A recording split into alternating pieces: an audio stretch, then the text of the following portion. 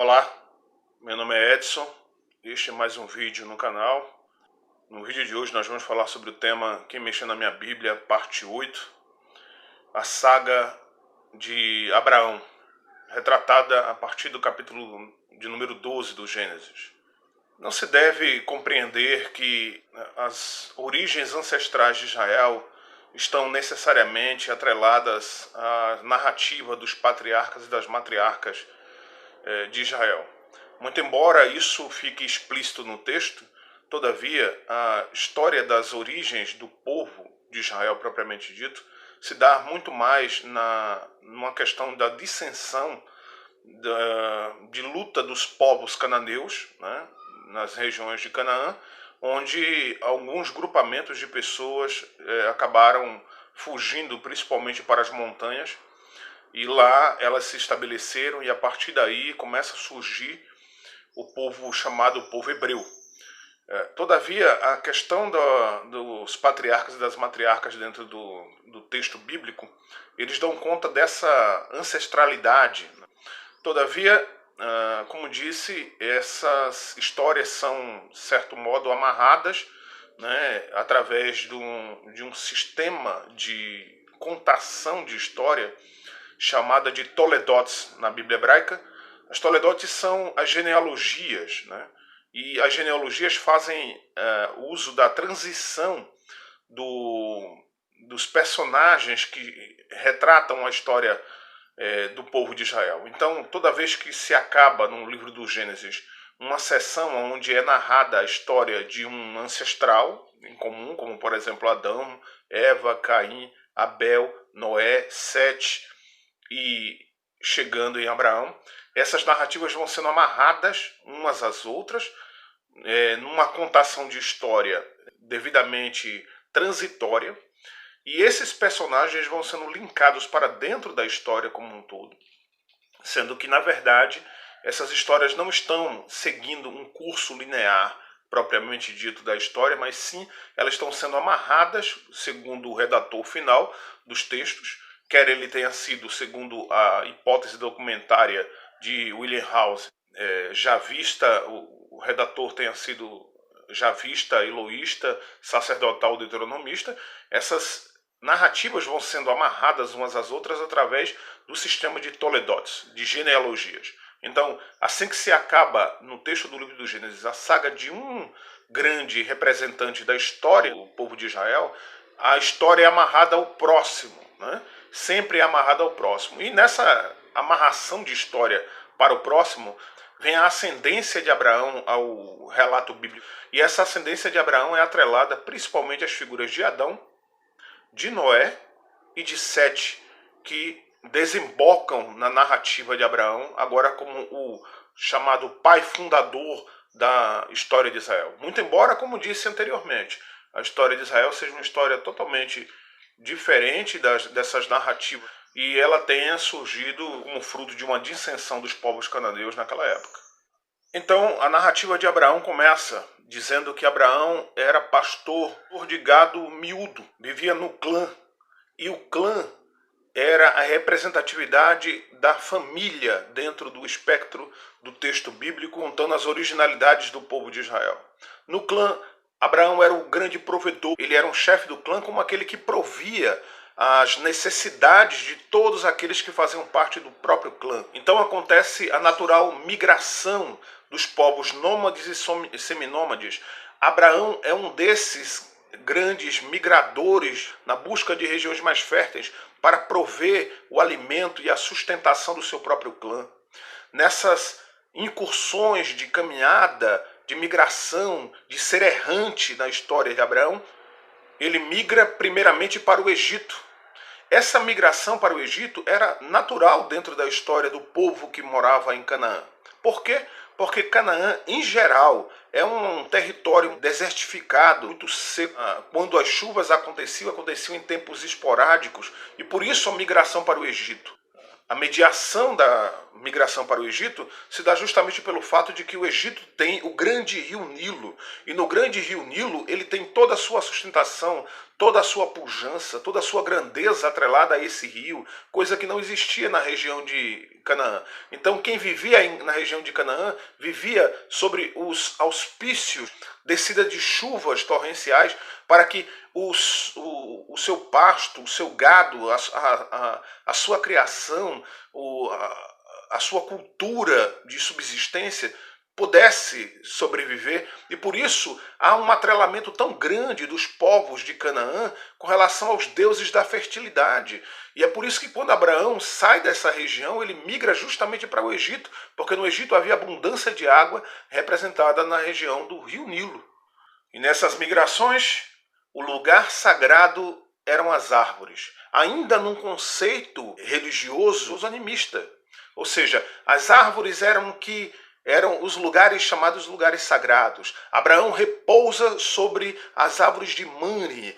O nome Mamre significa o adivinho. Era como se naquele lugar, especificamente, naquele lugar, nas regiões de Mamre, aquelas árvores contivesse no seu lugar como um lugar sagrado a ideia de um adivinho, a ideia de um oráculo, onde se ouvia a voz da divindade. É nessa região que Abraão repousa.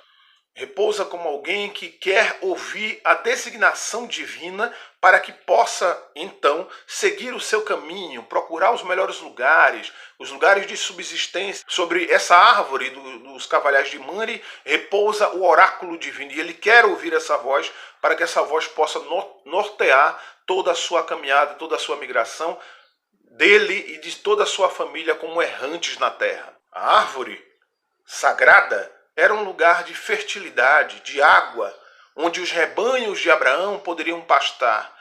E era justamente dessa região onde provinha, segundo os moradores autóctones, o oráculo divino. E era essa voz que Abraão queria ouvir. Sobre o sopé da árvore se erguia um altar. E sobre esse altar, a conexão entre o humano e o divino, mediada pelo chamado lugar sagrado, pela cosmogonia daquele lugar sagrado, que nesse caso era os Carvalhais de Mamre. Nessa cosmogonia, nessa conexão entre o lugar sagrado, Abraão ergue um altar. E nesse altar ele oferece um sacrifício à divindade. Os sacrifícios, até aquele momento, produzidos por Abraão a essa divindade, são sacrifícios de holocausto e sacrifício pacífico. Depois, esses dois sacrifícios, na Bíblia hebraica, vão ser remodelados dentro de um sistema sacerdotal para que seja feito o seu uso contínuo dentro do templo. Enquanto Abraão está apenas num lugar chamado lugar sagrado, que é os Carvalhais de Mamre, ele constrói um altar nesse lugar para que o oráculo seja não apenas de quem quer que fosse até aquele lugar, mas sim para que o oráculo agora seja um oráculo para a própria pessoa dele, ou seja, para que a divindade não pertença a quem quer que tenha acesso àquele lugar, mas sim para que a divindade fique, certo modo, refém da figura que se apropriou daquele lugar. Nesse sentido, a figura é Abraão. Ele oferece um sacrifício de holocausto.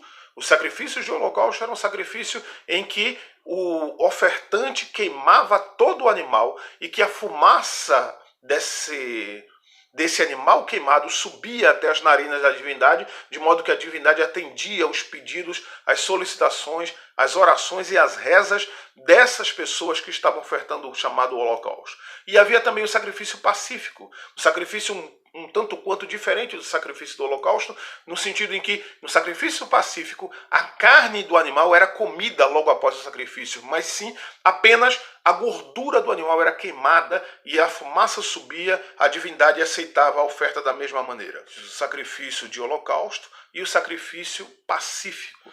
Mas a quem Abraão oferece esse sacrifício nos Carvalhais de Mamre? Qual é o nome do Deus de Abraão? Naquele momento, no texto bíblico, nas narrativas do texto bíblico, o Deus de Abraão não é Javé. Javé, como disse em vídeos anteriores, é um Deus que se apropria de todos os outros deuses do panteão cananeu. Abraão tem as suas origens na região de Ur. que vai ser chamado por muitos exegetas de Ur dos Caldeus, muito embora os caldeus só tenham surgido a partir do século 8 ou 7 a.C., as narrativas de Abraão estejam situadas, de certo modo, no século 19 antes de Cristo. Então há uma disparidade, há uma distância abissal do século 19 antes de Cristo e as narrativas do surgimento dos babilônios no século 8 ou 7.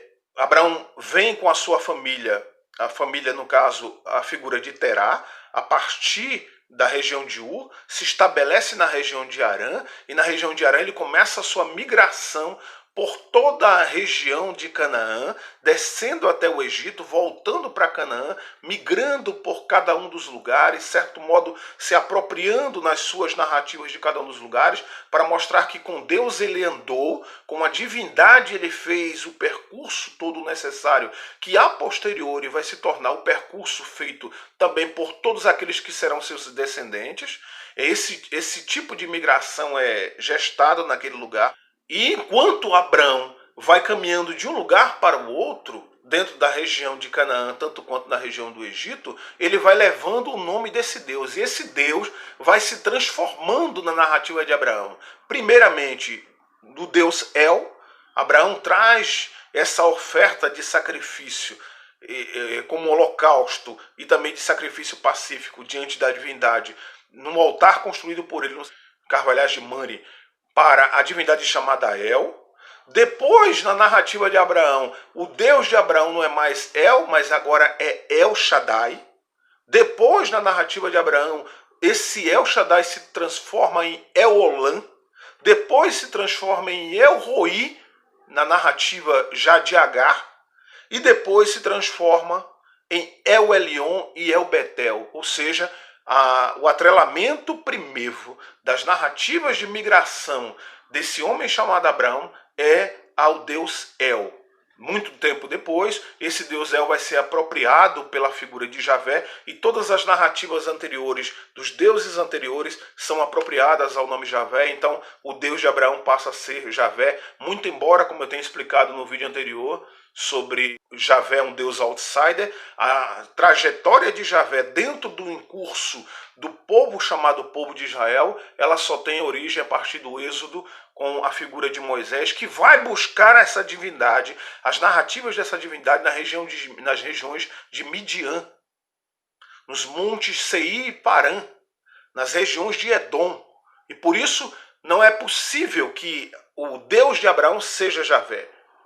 O Deus de Abraão, nas narrativas, é El Shaddai, El Elyon, El Olam, El Roi, El Betel. Mas logo depois elas são apropriadas na figura de Javé, então o Deus de Abraão passa a ser Javé. Mas a quem Abraão oferece sacrifício sobre os carvalhais de Mamre, ele oferece sacrifícios ao Deus El. O problema de Abraão é a falta de filhos. Abraão carece de um primogênito. Ele precisa que nasça para ele, para que ele tenha uma descendência, um primogênito, um filho. E é por essa necessidade que Abraão recorre constantemente em cada lugar. Ele finca os seus pés, construindo um altar e ofertando à divindade a necessidade de migração, permanência, mas também de continuidade da sua própria história através de um filho. É essa necessidade que ele pede o atendimento. Os relatos do Pentateuco, os chamados assim primeiros 5 livros da Bíblia, Gênesis, Êxodo, Levítico, Números e Deuteronômio, tem a finalidade de unir o povo de Israel através de um ancestral em comum. Ora, esse ancestral em comum não tem em si uma sequência linear na narrativa histórica, mas sim ele tem uma sequência linear na narrativa literária.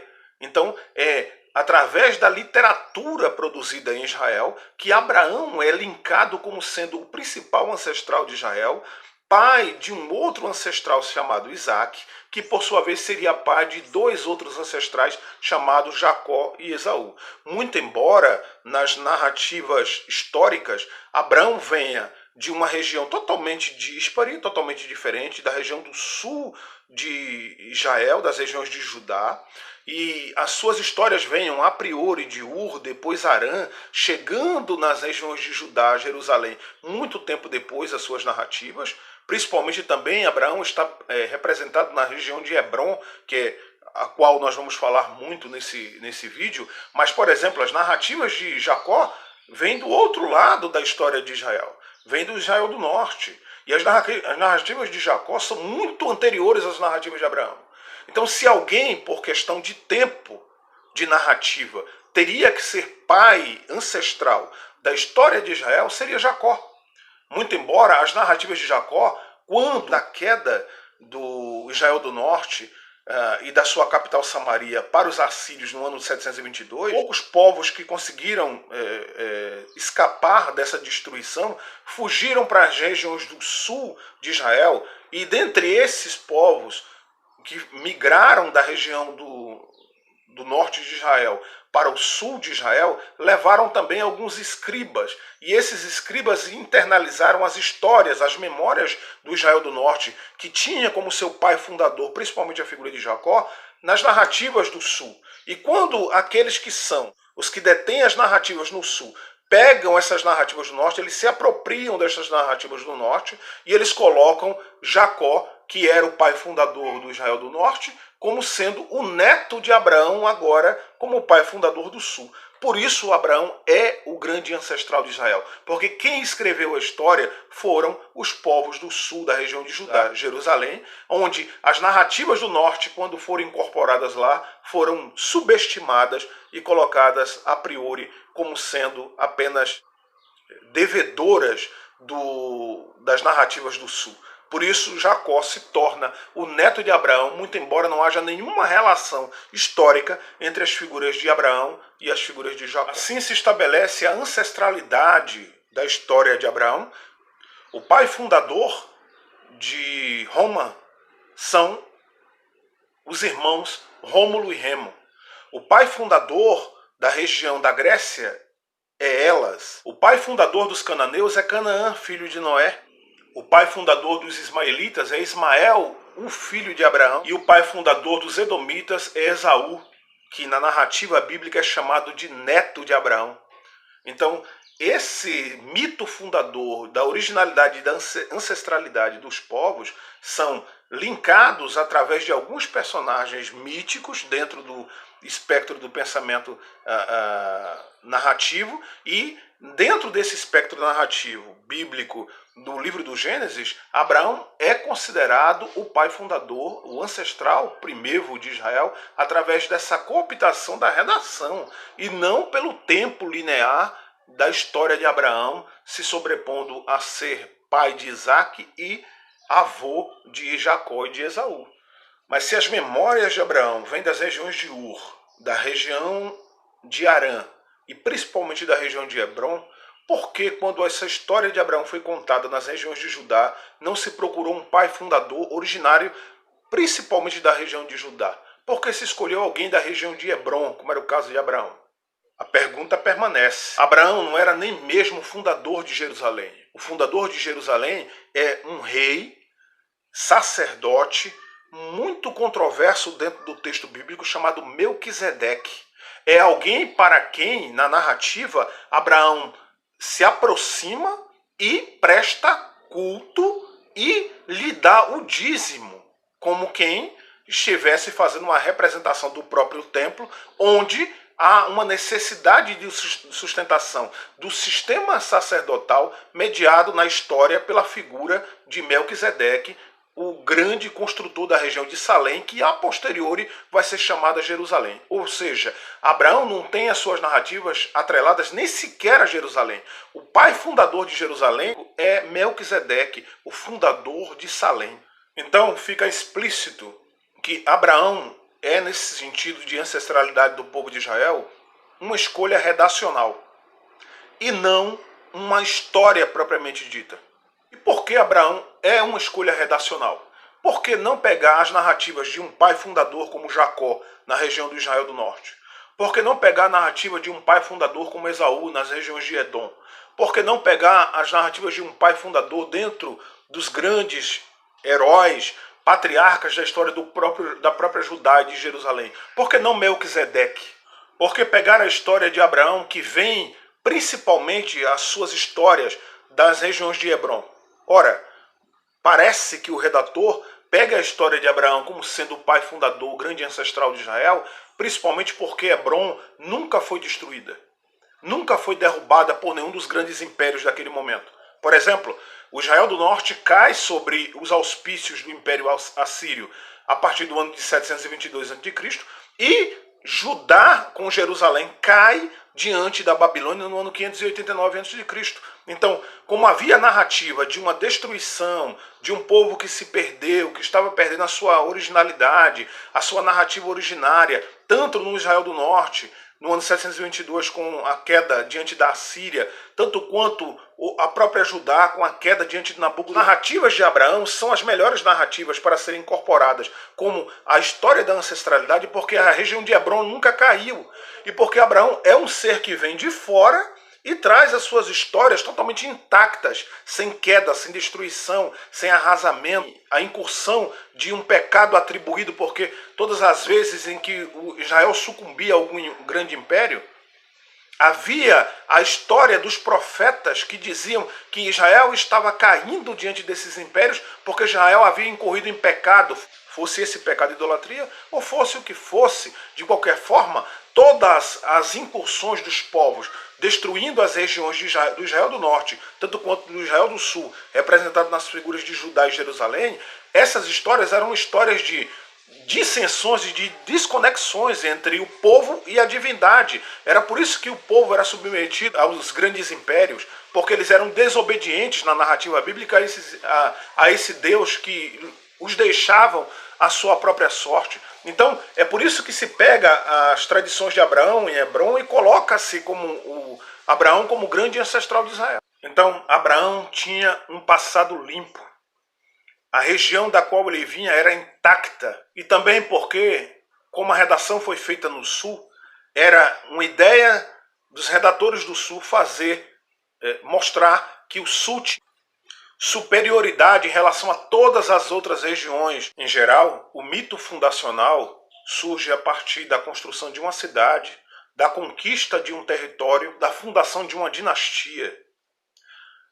Na história de Israel, ela é contada através da história de um pastor nômade ou seminômade, errante sobre a terra, proprietário de rebanhos que vivia debaixo de uma tenda.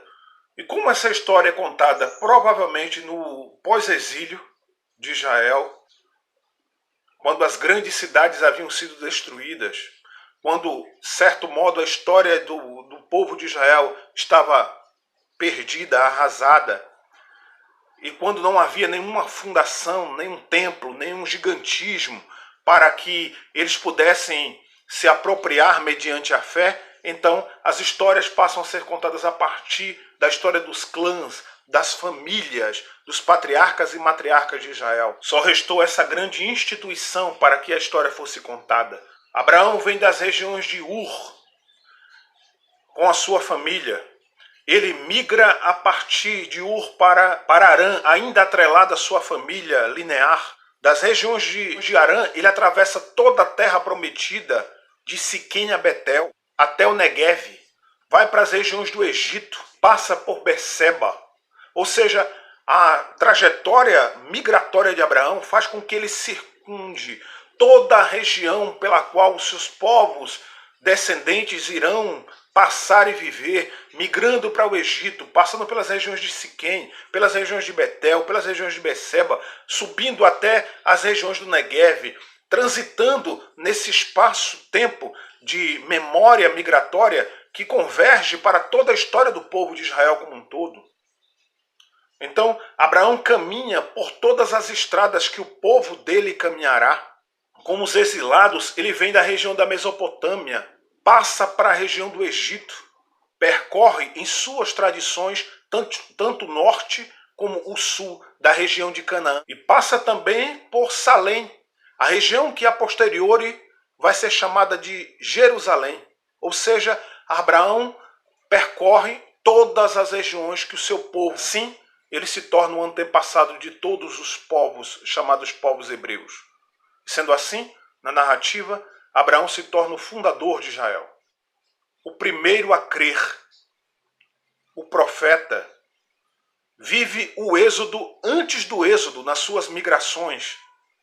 Saindo do Egito, é o primeiro a invocar Javé, o primeiro a sacrificar os animais como holocausto e sacrifício pacífico, que depois vão ser apropriados pelo sistema sacerdotal dentro do templo. O primeiro a fazer uma aliança com a divindade, o primeiro a promover a circuncisão, o primeiro a observar as leis, o primeiro a pagar o dízimo no santuário de Jerusalém, o templo. Mas é das memórias da família, do pai de Abraão, né, e dos irmãos de Abraão, que surge a grande personagem de toda essa narrativa, que é Sarai.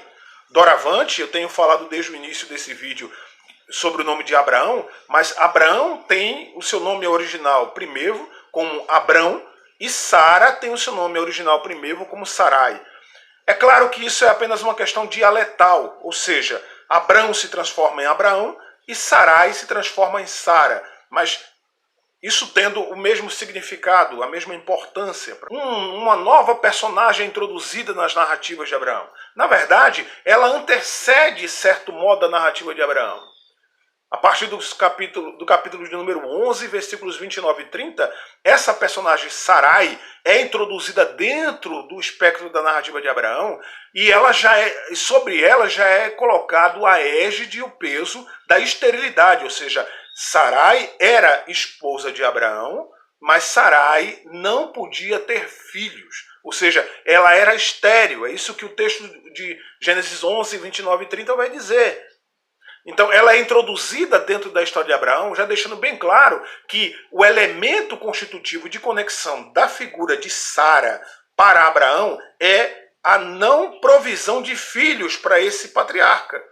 A questão da esterilidade de Sara é introduzida na história de Abraão. Ela já aparece sem ascendência nenhuma, muito provavelmente tenha sido uma filha adotiva do seu pai Terá. Mas a grande questão é que Sara é introduzida na história de Abraão como aquela que não consegue produzir filhos. Sara, a estéril. E a narrativa continua. Não se explica por que Abraão, mesmo sendo estrangeiro, é escolhido para iniciar a história de Israel. Nem o estabelecimento dele dentro das prerrogativas de Israel, sendo que ele, quando sai de onde sai, as narrativas dele vêm com ele, juntamente com o seu sobrinho Ló e a sua esposa Sara, mas ele não sai dessas regiões, porque ele recebe uma teofonia, ou seja, uma aparição da divindade. Ele sai dessas regiões porque Abraão, na sua originalidade, ele sai com a sua família. Sua família é uma família de imigrante, é uma família que se dissolve das regiões das quais eles viviam para migrar para lugares estanques. E há um paralelo muito interessante nessa migração da família de Abraão e da figura de Abraão e de Sara como um todo. É que no texto anterior, no relato da construção da Torre de Babel, você tem a história de um povo que queria construir para eles um nome. Né? Façamos para nós um nome através da construção da Torre de Babel. E agora, a divindade que conversa com Abraão a partir do capítulo número 12, ela diz que ela é quem vai dar para Abraão um nome. Vai fazer o nome dele grande, vai fazer a descendência dele proliferar por todo o mundo. E assim, as narrativas ficam presas aos clãs, ficam presas às famílias, a paterfamília, a ideia do homem como provedor, chefe do clã. Por isso que tem primazia na narrativa bíblica as figuras de Abraão, Isaque e Jacó sobre as suas mulheres. Ou seja, as mulheres têm a sua própria história, a sua própria narrativa, mas elas são limadas, de certo modo, diante das narrativas patriarcais ou da ideia do clã, da paterfamília, em que há uma evidência maior de que os grandes ancestrais de Israel não são as mulheres vêm a reboque na narrativa bíblica. E assim, cada uma das três partes das histórias dos patriarcas, as narrativas de Abraão, as narrativas de Isaque, as narrativas de Jacó e Esaú, tem a sua dissensão textual, muito embora muito tempo depois elas tenham sido atreladas e uma submetida à outra narrativa. A religião dos patriarcas originalmente era a religião pessoal.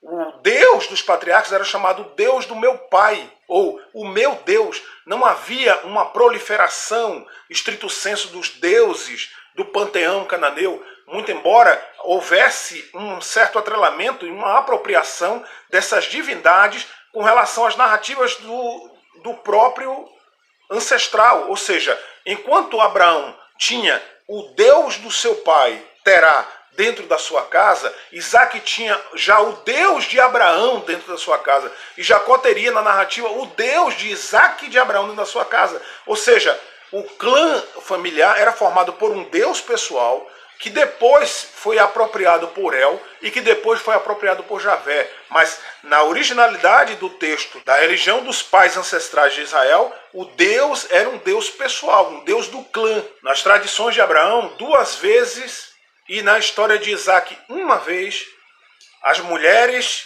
são ofertadas aos governantes de algumas regiões para gerarem dividendos para o próprio homem. No caso, para Abraão e para Isaac. Abraão sai da região de Canaã porque há uma fome intensa naquela região. E ele migra para a região do Egito. No Egito, ele entra com a sua família, o seu clã, mas principalmente com a sua mulher Sara. E quando ele entra nesse lugar, se diz que a beleza de Sara, ela dispara um gatilho na mente de Abraão e de todos aqueles que olham e observam a sua beleza, para que ela não seja apropriada pelos governantes da época e que ela seja tomada de Abraão. E Abraão faz uma barganha na sua mente e no seu coração para que Sara possa prover para ele dividendos. Quando Abraão entra no Egito, Sara é observada pelos olheiros de Faraó. E os olheiros de Faraó relatam a Faraó a grandeza e a beleza dessa mulher que entra em seu reino com Abraão. Essa mulher é cooptada para dentro do harém de Faraó. E enquanto ela é cooptada pela sua beleza, Abraão tem a grande sacada patriarcal, machista, de fazer barganha com a beleza de Sara. Ele diz para Sara: ora, vamos combinar uma coisa aqui, que você é minha irmã e não que você é minha esposa. Para o escritor holandês Walter Vogels, essa atitude de Abraão foi a atitude de um cafetão, de alguém que faz barganha com o corpo da mulher para se beneficiar e para receber dividendos. Walter Vogels é intenso na sua perspectiva. Ele diz que ou Abraão foi cafetão nesse assunto específico, ou ele foi mentiroso e covarde. Mas é claro, há que se olhar a perspectiva do tempo presente no qual essa narrativa se dá. E há que se olhar também as convenções sociais daquela região, do Oriente Próximo, àquela época. Se diz que o faraó tomou a Sara pela sua beleza e a colocou provavelmente no seu harém.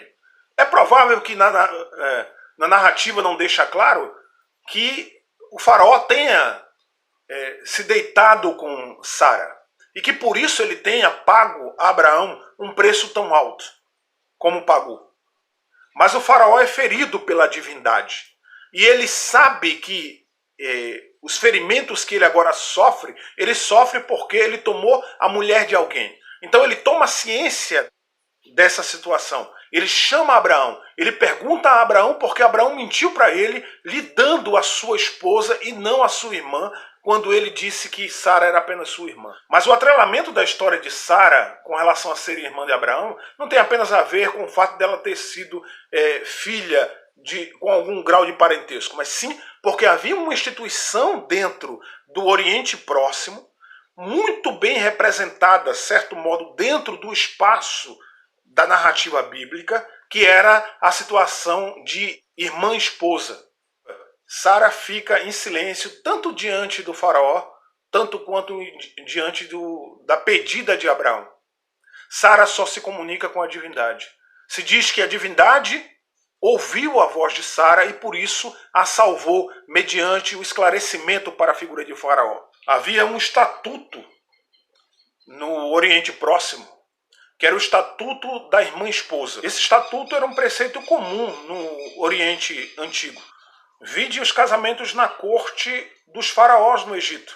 Quase sempre os faraós do Egito casavam-se com as suas próprias irmãs, porque eles entendiam que somente o ventre de uma rainha ou de uma princesa, somente um ventre atrelado à própria hierarquia dos faraós dentro do Egito, era um ventre divino.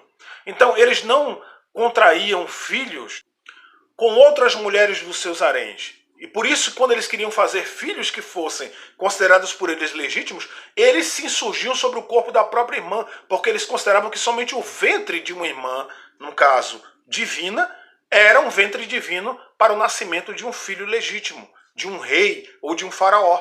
Assim, o estatuto da irmã esposa estava posto. As mulheres eram dadas em casamento, eram recebidas no clã como um estatuto de irmã, para que quando conseguisse a maioridade dentro daquele espectro de pensamento, ela se tornasse esposa. Então o estatuto estava posto.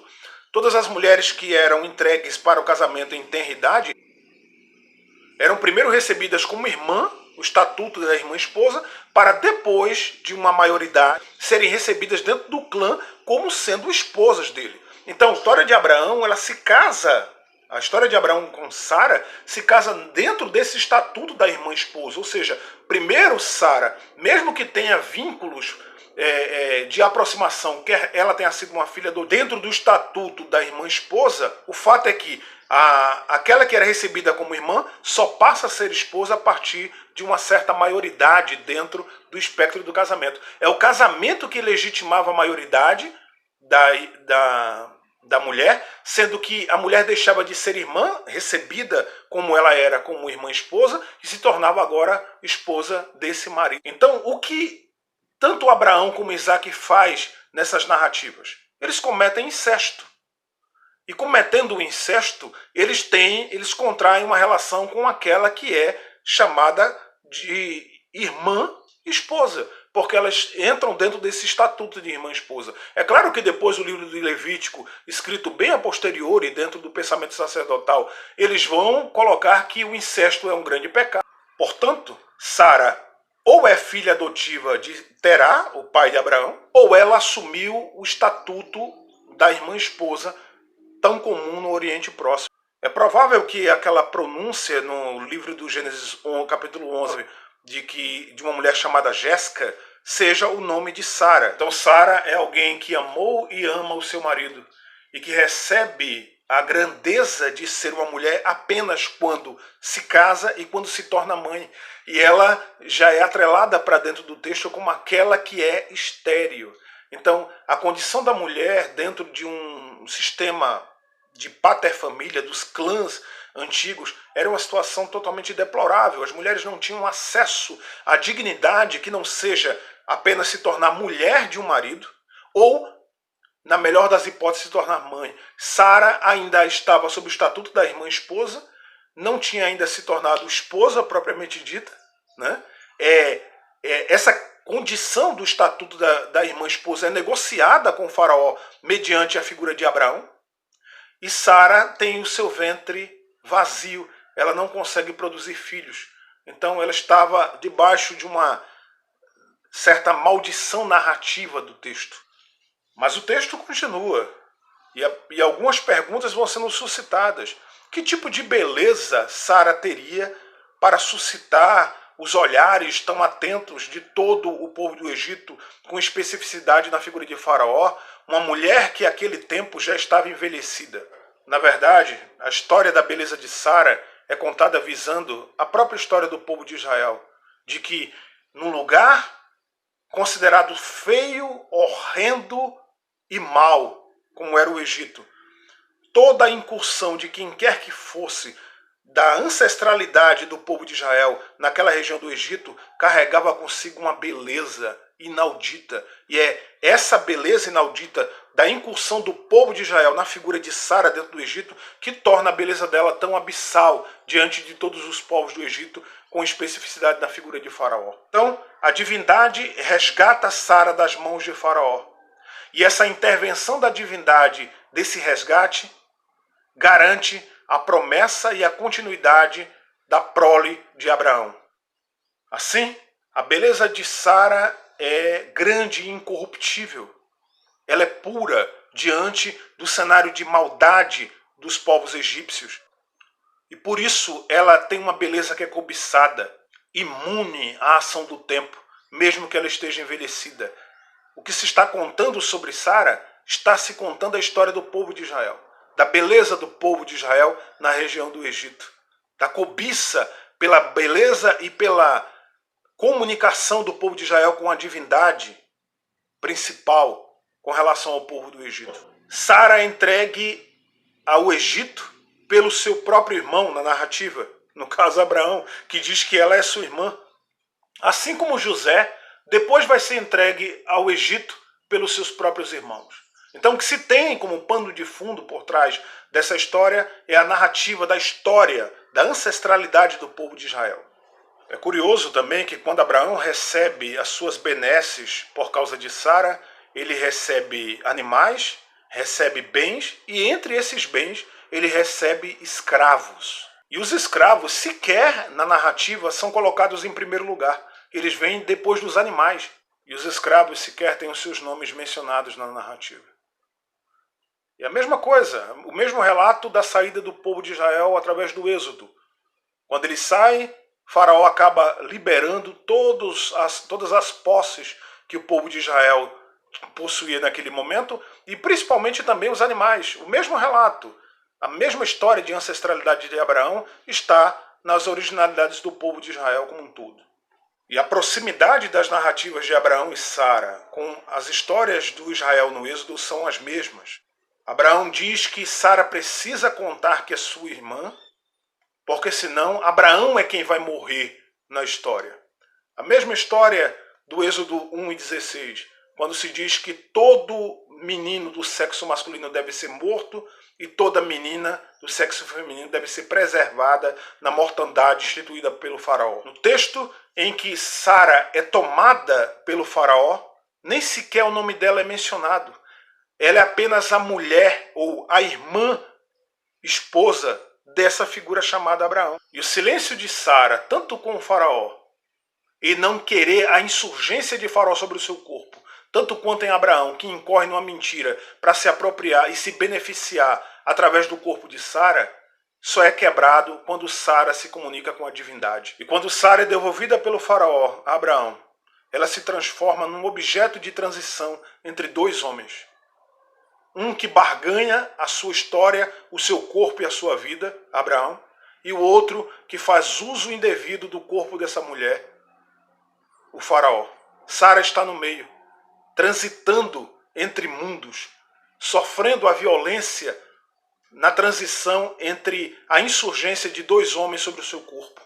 Abraão e Sara são então expulsos do Egito, assim como Adão e Eva foram expulsos do paraíso. E assim, o ciclo patriarcal e o ciclo da esterilidade de Sara são justapostos um com o outro.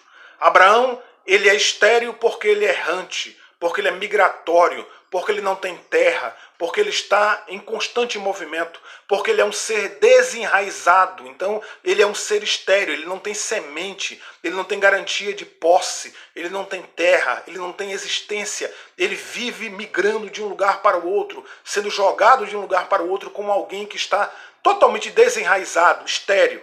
Sara carrega o exemplo da esterilidade no seu próprio ventre. Ela é a mulher que está o tempo inteiro também desenraizada, não apenas sem semente no seu ventre, mas sem semente na própria história. Ela vai convergindo as suas histórias a reboque da história do seu marido, do seu esposo que é Abraão, e esse esposo que é Abraão é que se sobrepõe o tempo inteiro sobre as narrativas de Sara, e Sara não se torna independente das narrativas dele, e tanto Sara como Abraão são seres desenraizados, são seres errantes, são seres estéreis na própria história. E essa esterilidade só passa a ser quebrada quando Abraão volta do Egito, quando Abraão e Sara voltam do Egito. E a esterilidade, esse caos dentro do ventre de Sara e da própria história dos dois, é quebrado através do mesmo pronunciamento que é feito nas narrativas da criação. O caos originário, a desertificação do solo nas narrativas da criação, que são quebrados através da mediação da voz divina, que faz surgir a vida, é mediada através também da história de Sara e de Abraão, quando Deus fala com Abraão e com Sara. Quando Deus fala com Abraão e com Sara, começa a surgir uma ordenação nessa vida errante, desenraizada e estéril.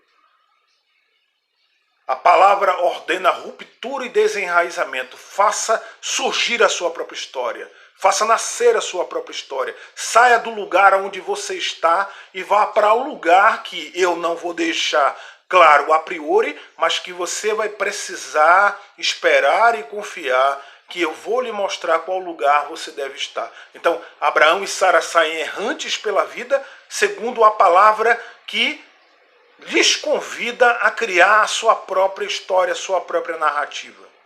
E atrelado a essa fala vem promessa de posteridade, de descendência, de surgimento, de vida diante da esterilidade, de nascimento da própria história. Abraão e Sara eram até então seres desarraigados, sem chão, errantes pela vida, e não conseguiam acessar nem a promessa divina e nem a maldição divina.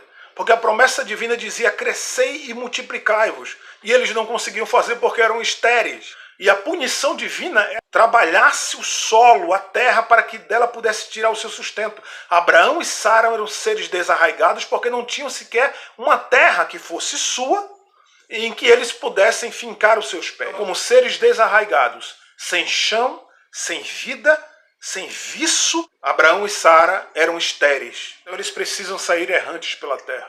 Pela terra, eles dissolvem os núcleos familiares que eles tinham anteriormente. Eles dissolvem também o seu próprio núcleo familiar quando ele se forma. Então a primeira família dissolvida é a família de Terá.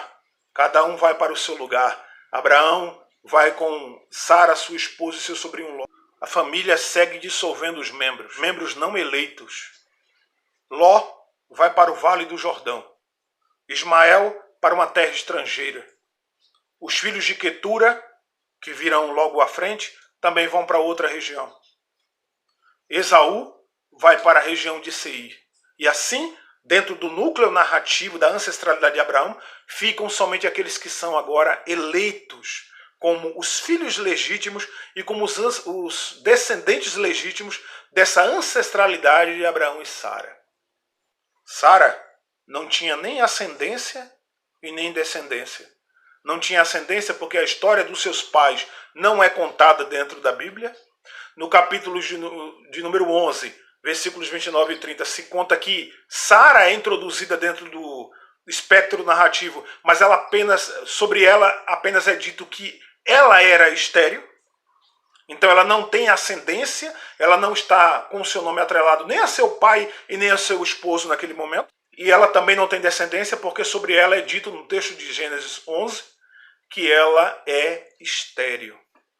Então, as narrativas de Sara e de Abraão, que em algum momento se encontram, a partir do capítulo número 1, quando essas histórias se encontram, elas se encontram com uma divergência abissal, uma divergência patriarcal, fazia parte do Oriente Próximo Antigo. Então, as narrativas da mulher chamada Sara, de certo modo, ficam aquém da história de Abraão. É com Abraão que a divindade vai se comunicar e que vai mostrar os caminhos pelos quais ele deve trilhar. Com a figura de Sara, a divindade se comunica apenas no momento em que livra Sara das mãos do faraó. É necessário ver, para além da questão da esterilidade do ventre propriamente dito de Sara, a questão da esterilidade da história ancestral do povo de Israel.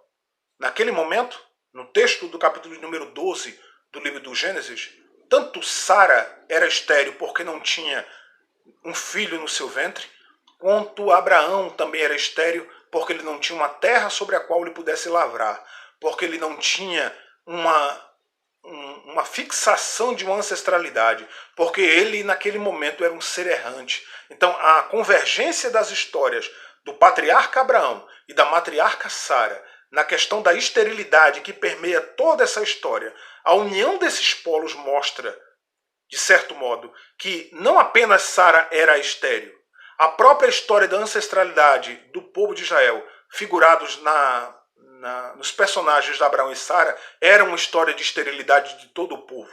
E essa história de esterilidade, quando é unida, nasce a descendência de Abraão e de Sara, que vai permear toda a história dos patriarcas e das matriarcas de Israel. Se você gostou desse vídeo, eu peço que você curta, compartilhe, comente livremente e se inscreva no canal. Grande abraço a todos.